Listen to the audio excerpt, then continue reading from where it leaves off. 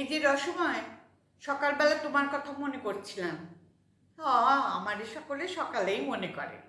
আমার মতো প্রাতঃস্মরণীয় ব্যক্তি তো আর বেশি নাই। বাজে কথা ছাড়ো তো, আমি এখন আমার নতুন ছবি নিয়ে খুব চিন্তিত। হ্যাঁ, আপনি আবার ছবি বানাইতেছেন কেন? ছবি হিট হয় না বলে কি আমি ছবি বানানো বন্ধ করে দেব?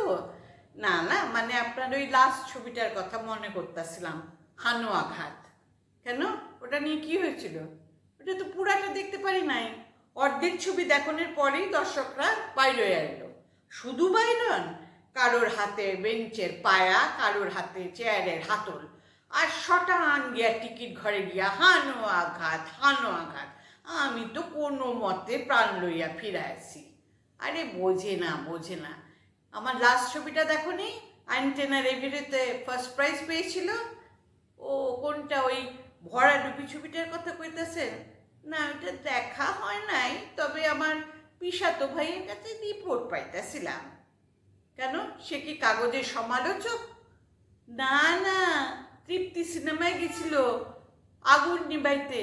দর্শকরা স্ক্রিন পুরাইয়া দিছিল না, তবে কানতাছিল। দর্শকরা যে কি কান্না কানছে! কেন, ভরাডুবি তো হাসির ছবি, কাঁদবে কেন? আরে এই কান্না সে কান্না না, এ তো টিয়ার গ্যাসের কান্না। যাই বলো তাই বলো, এইবার আমি একটা ছবি যা বানাবো না, চমক লাগিয়ে দেবো। হ্যাঁ, এটা ভালো ভাবছেন। একটা কাম করেন, আপনার নাম তো সচ্চিদানন্দ।